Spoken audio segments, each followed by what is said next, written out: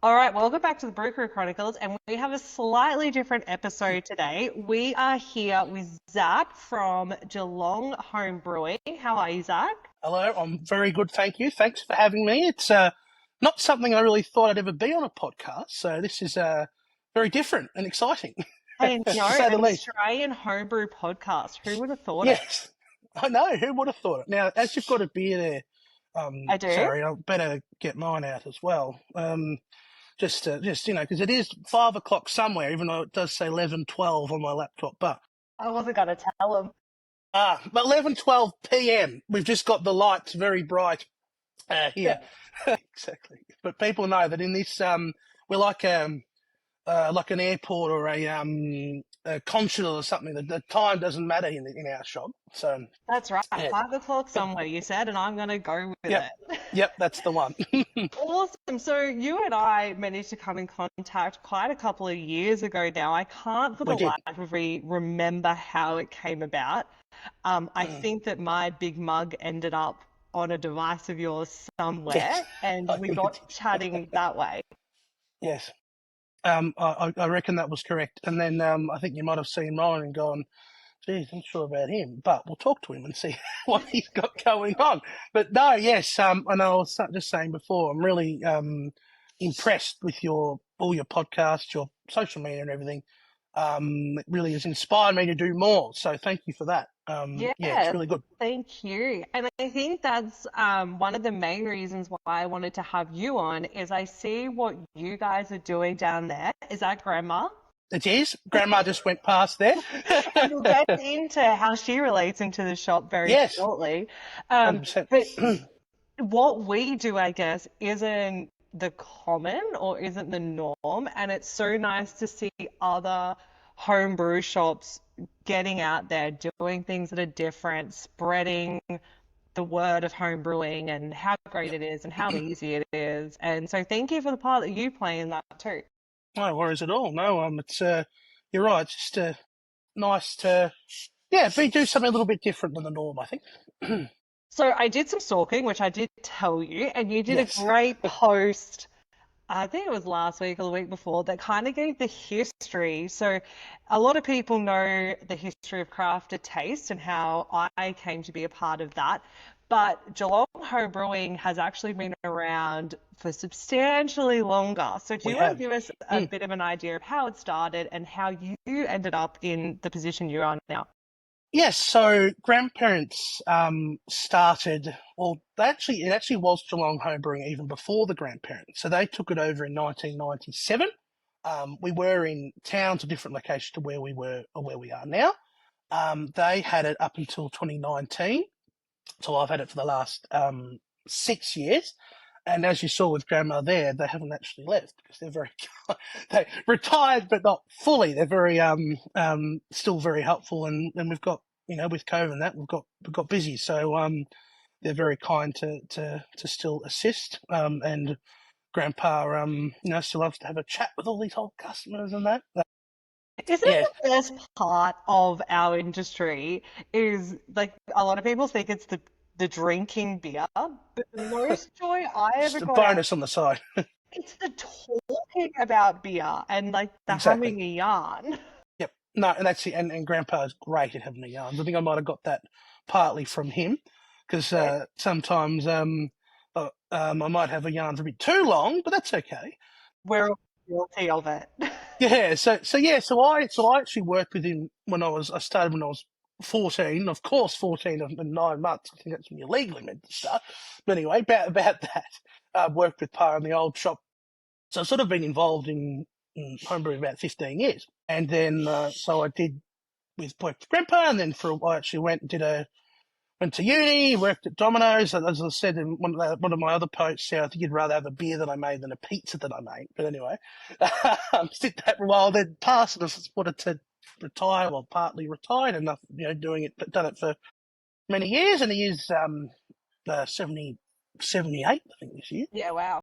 So yes, and it was sort of the perfect opportunity for me to take it over. Nice. And loving every minute of it. Yes, no, it's great. No, I said the people are fantastic. Like I do delivery run every couple of months down the west of the state, and I just love talking to people. They are long days because I do talk too much, but self-inflicted a little bit because people can't get rid of me. But yeah, it's just great talking to people. Love being myself, and so works out well. Awesome. So I reached out to you and said, one, I just would love to have a chat. I think Yes. that we have a lot to offer. But, and I'm going to refer to my notes so I don't butcher it, I really wanted to talk about Australian home brewing, Mm, what's driving the industry. yes. And I think the two of us having experienced the industry over quite a couple of decades almost Mm, mm, allows us to go see what it is and see what it is today, what common themes are. We probably have different themes up here in Queensland compared to mm. you guys down there. But Yeah. I reckon we get into that. Yeah. No, that sounds great. So, do you want to kick it off on what you Yeah. think is the biggest factor driving the industry? So there are a few facts, but definitely one is cost. Is the money saving factor of homebrew. Not only can you make, great tasting beer, but it is a fraction of the cost of buying it. And as we know at the moment, everything's expensive, cost of living crisis in general. So at least there's still a way that people can have a drink and not, have to get a bank loan every time that you do. It's definitely a factor, I think. And I know you did a great video breaking down like your cost per schooner more Yes. recently. Yep. I looked at it a long, long time ago, and it's just phenomenal. And it's not even just cost per SCUI, it's Mm, even just like your setup. Like you can 100%. literally get Yep. started making your own beer for the cost of a carton, really. That's right. No, you're spot on. Like I just recently, only just this weekend, escaped to Perth to see my mighty Hawks lose to Freo. Won't go there. It But was a sad day. yeah, it was a sad day. Just even at the airport, I know it's the airport, but pint at Melbourne Airport was $19.50, Yeah, which is a home brewer wow. is crazy. And then it was a pint of notes. I wrote it down to save the correct information. So it was a bolter, which is lovely. Love a bolter XPA, can't really go wrong. But to make it yourself, about $1.40 with with like that Morgan's pack that we both sell. Even cheaper if you do like an all grain version, and you might have bulk hops or grain or whatever. But it's just crazy how much, and we know it's the airport, it's they cover their costs as well, but mostly it's the tax, and it's not. Then that's why you can't blame the business, like you can't blame the pub for charging what they do. It's the excise that our good mates in Canberra keep increasing. That's Um, right. And that was yeah, certainly a point that I had down is, mm, and I don't think a lot of people realize that the excise tax actually increases every 6 months. it does. Yep, yep. It doesn't like get to a certain point. No, and I think they say CPI. So basically, it goes up with CPI, which at the moment, as we know, with everything, is huge. Exactly. And I've had, I get to meet quite a few breweries in the industry, and we've become acquaintances with that. And it was really interesting for me to see the impact that the excise tax has on them.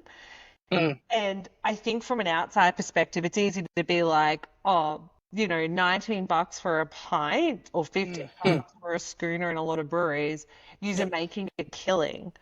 But No, not mate, the case. they're No, scrambling to make a living and they don't make that's right. anything off that. No, it's the margins are so small for these guys. Um, yeah, it's the only people that are winning Mr. Albanese and Co. basically, Yeah. Um, in Canberra. and I think that I would also like to highlight that the excise tax is actually governed and looked after by the ATO. Yes, that's true. Which I'll just leave that there for people to Yes, really think about and consider. yeah, yep, But yes, our taxation office is what yes, is looking after our alcohol taxes, which is yeah. interesting. It But is an interesting on one, isn't it? On the topic of the craft beer industry, I believe that the craft beer industry really impacts home brewing. It Yes, certainly does for the likes of Jesse and I. You can see yes, yes. that in the stuff that we do. What are your thoughts on now? I know that you are a very busy man, so Yes. your time to gallivant to around different breweries like mine and Jesse's is probably not as much. But what do you see? How do you see the Australian craft beer industry? How does that affect for you guys? Yeah, so if I try to occasionally escape for scientific purpose, you might hear in my videos, hence why we're having this beer now, So to test out R&D stuff. guys. Yeah, that's right. But yeah, like it sort of explodes, especially around Geelong. We've got the Surf Coast half an hour away. A lot of breweries down in Torquay, but sadly a lot of them, I think, because they exploded at sort of pre-COVID. COVID came, which again, ruined lots of businesses. You couldn't go there anymore because some of them have like a a food venue connected to them or whatever. It did impact them. So the few have actually sadly dropped off recently. Like really, great people, nice, great beers and everything. Sadly have closed just due to everything at the moment that's going on. But no, it's the craft beer industry is definitely, I think, inspired people to get into brewing as well. Just because it's nothing. No, again, nothing. Don't get me wrong. There's nothing wrong with a Carlton Draft or you guys a 4X or something, a regular beer like that. But it doesn't exactly inspire you to try, to add that bit of lactose to make a milkshake IPA or try a different hop or something. And definitely, going to your local craft brewery really does make you think, oh, I wonder if I could, aspire to make that at home. Yeah, and Uh, I think I always found there was predominantly two types of customers that we walk through. The best selling beer product the Crafted Taste has is actually our Great Northern Recipe Pack. yep, even popular down here as well. Yep, Yep, yep, so I think that speaks volumes that, most people like beer that tastes like beer, tried and true commercial stuff. And yes, then you have on the other side the guys that come in that are like, I found this pilot batch. I want to yeah, recreate it. yeah, exactly. I've got these And interesting, there's tropical notes and bit of, whatever flavors in it, and want to try and make it myself. Yeah, spot on. yeah, and I think that's really exciting. Like I think that we can certainly have our tried and true beer, Mm, but that type of brewer I find is keeping the industry fresh and encouraging us to grow, which I think is also really cool. You can't forget the spot on. basics, Yep, yep. but I love that part of it too. Yeah, exactly. And I reckon with that, I reckon you would agree that it's what you like. I'm not. Some people like sarsaparilla, for example. No, that's not beer, but I reckon it tastes like You can coffee still beans. brew it. But but if you like that, that's great. Like you like particular type of beer, particular type of anything. Good on you. And also the same with brewing in general. People come with a new idea and go, oh, that's not how I do it. But that's really interesting. I'd like to try. Just if you enjoy what you're making, that's the main thing. Shouldn't matter if someone else likes it. It's just, if you like your old Carlton Draft, your 4X, great. You know, good And on I you. think the same can be true for, people who are kit and kilo brewers versus people who are fresh wort kit brewers or Yep. BIB brewers or all grain. Just be like, I'm happy for wherever you are. Like, Yes, exactly. you're Yep. in the industry, enjoying the craft, drinking your own beer. That's Yep. freaking awesome. Like, that's all Exactly. I would like to see. Exactly. And even like people think that fresh work it's easy. Well, it might be easy to pour it into your brewer, but you still have to be clean. You're not clean. Not clean. You're not going to get a good product. Have to tap the temperature right. Have to be kegged right. Have to be bottled right. There's still lots of things that you're involved in, and it's still very satisfying because as you did mention, I am very time poor, and I have to continue to make beer and test it for science and whatever. So I do a lot of fresh work, and it's still extremely satisfying to have your own you know beer even from a fresh work kit. in your cupboard, in your fridge, in your kegerator or whatever. That's just very, very satisfying, I reckon.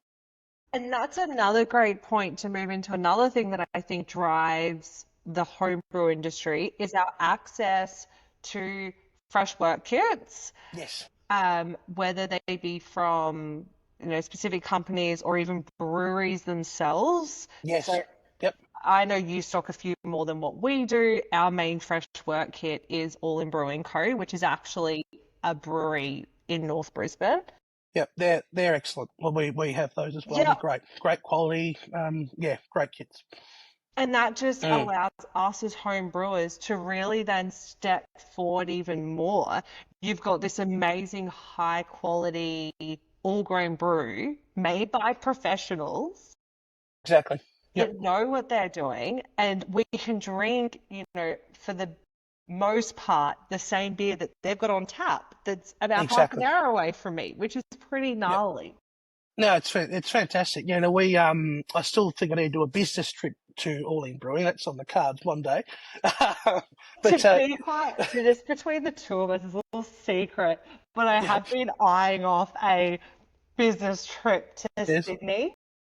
nice, excellent. Need to do that. Anyway, no one knows about it yet, but Yeah, I don't planning, know. I planning think secretly. that there's lots of reasons that I could go down there and Yeah. Oh, yes. taxi That's not far it. away. It's only one state. That's right. It's like a 2 hour flight. I might even Exactly. keep hopping at this Yeah, point. just come down to us and just get some just rug up, because I think it's currently about 5 degrees here. So that's the only problem coming down to Geelong or Victoria in general. But except for that, it's all right. I got in the car this morning and I think it was about 12 degrees and I'm like, oh my gosh, it's so Well, cold. 12, that's the maximum of the day. That's just balmy, That's when the perfect jumper here weather. comes off. That's right. And no, so they said just going to Perth, it was like 20 degrees. Me and my mate thought it was a heat wave. It was, you know, it was very, very pleasant. But yes, no, I completely agree. Like we've got Blackman's Brewery, and big shout out to them. They're a Torquay brewery, and they have been doing fresh worts for us. And it's just something very cool of having, you can actually go there, have the beer on tap, and then go home and have the same in your kegerator at home. That's something really great about that. And then, so I think the other thing we should talk about is what you're currently Mm, drinking, sorry, which is yes, Black Rocks. it is. I have just been blown away by what BlackRock has done for Australian home brewing, specifically this year. I know they've been in the Yes, industry a really long time, but this year they just seem to have gone above and beyond with the products that are now available here for us, the support that we as shops have had. yes. So you're drinking their hazy BIB. Uh, What are your thoughts? no, I completely agree with that. They're really like, I know it sounds silly, but they care about the home, not just the shops, but the customer. Like I've had people, everything's got on the box, everything's got customer call line or whatever. But I've had actual customers who have called them up, asked some questions, have been more than happy to answer them. Yeah, Like wow. things like that. Like not normally with a product you might go to some call center and they don't really care, but they actually are really care about their product and helping people out. But yes, but no, they're new. These new brewing a bag, I think they call them, don't they? Brewing a box, sorry, Yeah. kits are really good because they're, I would say they're sort of between the old school extract and the fresh wort. That's how would I categorise That's them. Not my sure if you agree. Yeah, that's my conclusion as well. I think that yeah, they're yeah. closer to the fresh work kits than what they are Yes, extract. I think they're a very good quality beer. but they are, and I was really impressed with this one, and it's really all I did was a little bit of a 50 gram dry hop with citra. Don't even have to do that because it really is got lots of flavour anyway, lots of aroma anyway. Yeah, and even as you're saying, the fact that they're so innovative that they're just if you guys follow them on social media, they're currently like testing out different yeast. So they're saying, oh, the yeast that came with, I think it's the S33. I think, if I remember Yep, that's correctly, correct. Yep. the SAF one. It's good, but you might even get even better results with this yeast. So they're actually happy to test it out and build on their already very good product. Definitely. And this was something that Jess and I spoke about in our last episode. And I just Mm, think it's such a credit to BlackRock that 100%. Yep. they've done this experiment. There's no bias. No, They've no, chosen 10 different years, and it just speaks volumes for how dedicated they are to see the industry as a whole succeed, exactly. Yeah, no, which I is, completely agree. yeah, really refreshing. And I think that Mm, this product specifically is such a great product for people to access no matter where they are. yep, yep. Very similar to putting down like a fresh wort kit. Quality's higher than an extract. Anyone can kind of access them. You know, they're cheap to Mm, ship. You're not going to have issues. I know 100%. sometimes we have issues with fresh wort kits blowing or leaking or Yeah, whatever. and, We don't and have that that's with this. yeah, 100%. It's way more manageable in that respect. Yeah, weight wise and shipping and all that. But it still was like I thought like when I first made or going to make it, I thought I wonder if it's going to be like thick, like again syrupy, like an extract Yep. can. But it's not. You just need to literally wash it out with a little bit of water. Didn't really even need to. It's just so easy. Pour into the fermenter, water, and off you go.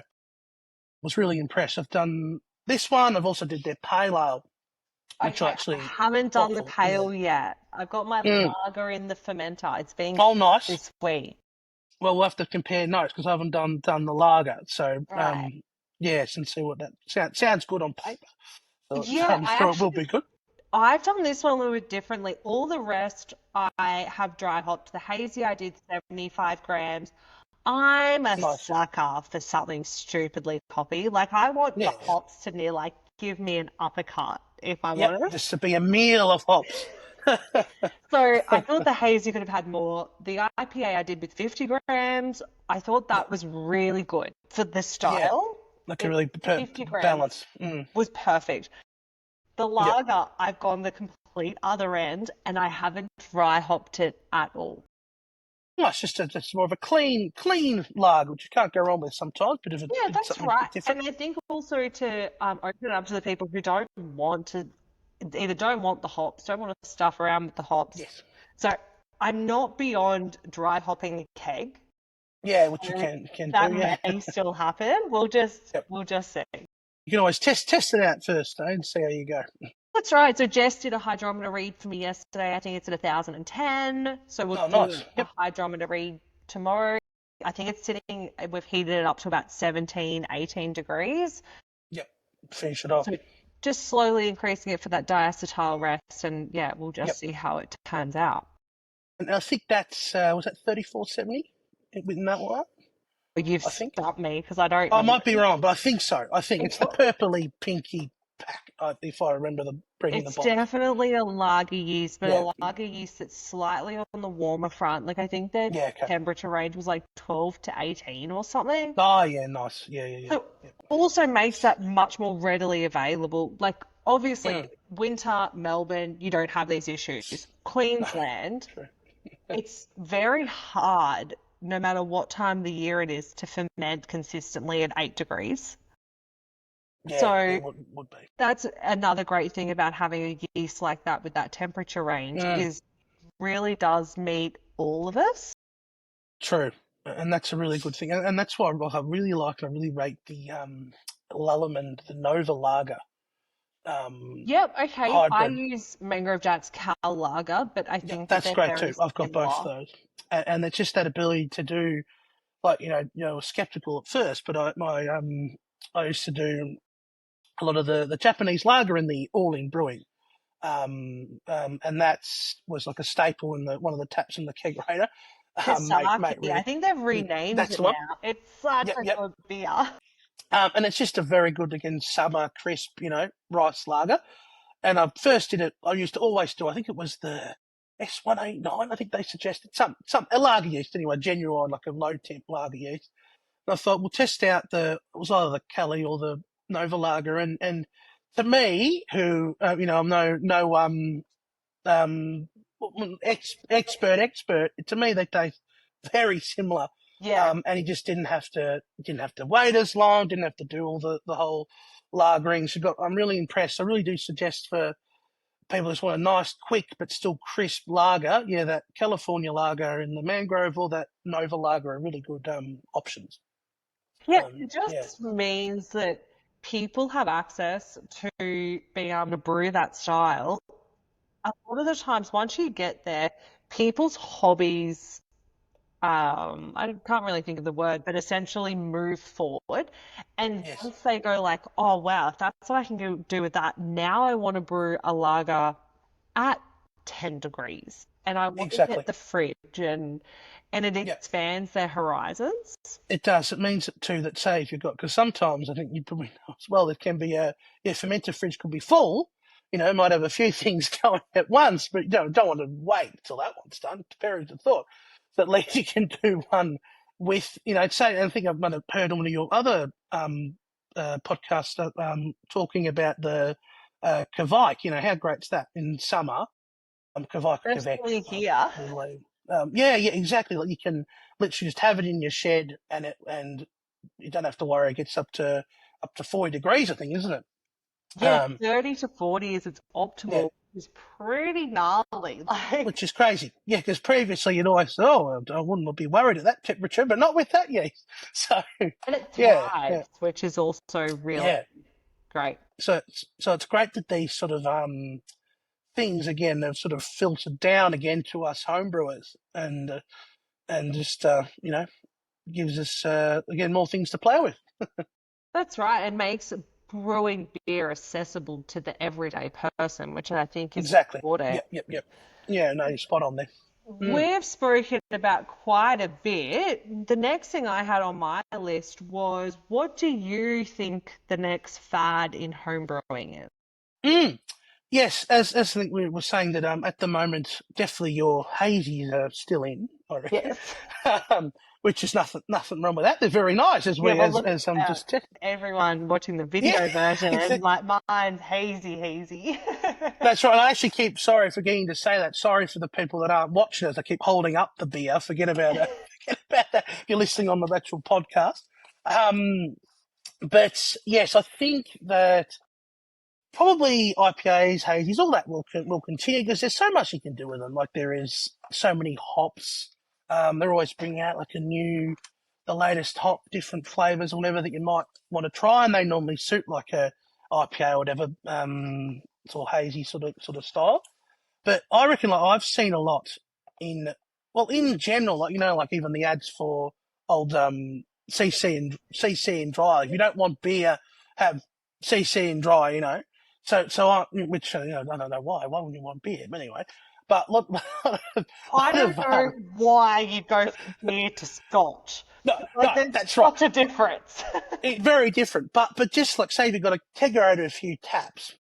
A really good thing, and I still think you guys have them, is even putting mixed drinks on tap.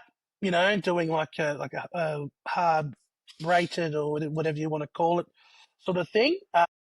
For us homebrewers becoming increasingly easy and to do as well. And So that's those definitely who, something.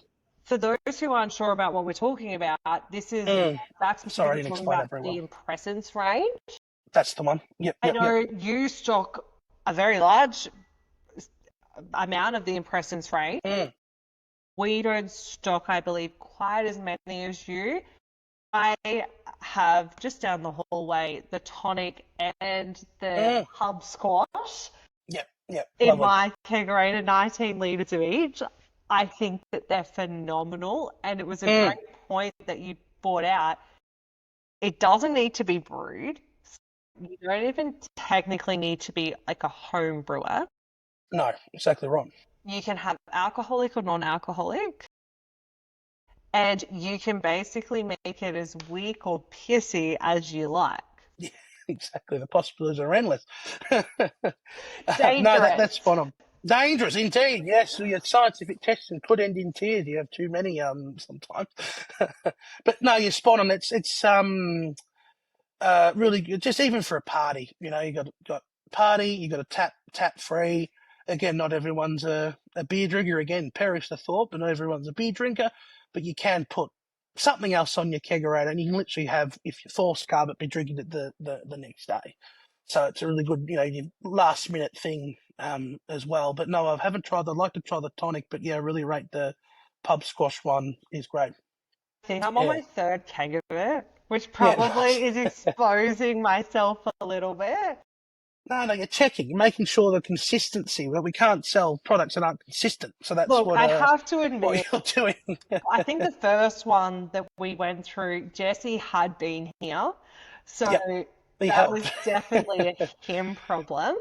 Yeah, But yeah, it just speaks to how great it is. And I definitely think here, like for us at Crafted Taste, we've really seen that take off. And I'd say yeah, that you're in a similar boat, especially because I yeah. think you put I it on tap really too, have. don't you? I do. Yes, so I've actually, sadly, that one has run out. It must have had a leak or an evaporation problem, but we've just gone to the cola, and that's really good as well. So I'm so far, yeah, I'm really enjoying those. There's something a bit different. Nice. So I think that we've really nailed everything that I specifically think about what's influencing the Australian home brew industry. Did you have any finishing comments? Yeah, I think we've pretty covered. But no, you're right in the fact that you've got to really still expanding industry, I reckon. Just people not only not, they might get into it first with the cost aspect, like I want to save a bit of money, want to be able to make a slab for $20 something or whatever. But then, as I always tell people, this will be a rabbit hole. It's very hard to get out of because it just becomes just such a fun hobby. It's just such a satisfying hobby. Something you put effort and time into and get a drink at the end of it. It's pretty hard to beat, I reckon. Yeah, definitely. And then I Mm, think I mainly see you on Instagram and Facebook. If people would like to yes. follow along on what you guys do because they're sick of seeing my face everywhere, you do some different stuff to me. What is the best place for them to follow you along? Yeah, as you said, I have as I said, I'm very impressed with the amount of platforms. Lost my airport. Amount of platforms that you guys are on. But no, I'm just at the moment on Instagram and Facebook, just as Geelong Home Brewing. But if you did happen to see this, not listen, but actually see it on YouTube, you might decide not to want to follow us if you do have to watch my ugly mug all the time. But as I say to people, I'll have sometimes got my bird Hoppy with me, and she's interesting. So if you watch I'm her and listen to the surprised she's content, not here today. yeah, I thought she might be a bit loud, because if I'm talking to someone Very else that's true. not her, it could end in tears. So that's why I've left her in the other room. Uh, yeah, just so he can actually hear me. Very good. Well, I think we'll finish up the actual episode there. Awesome. Thank you so much for joining me. I think it's just absolutely phenomenal what you guys are doing, the spin that you were putting on it, and Thank you. what you're doing for the industry as a whole. Oh, thank you very much. And thanks really for having me. It's been great. Awesome. Cheers, Zach.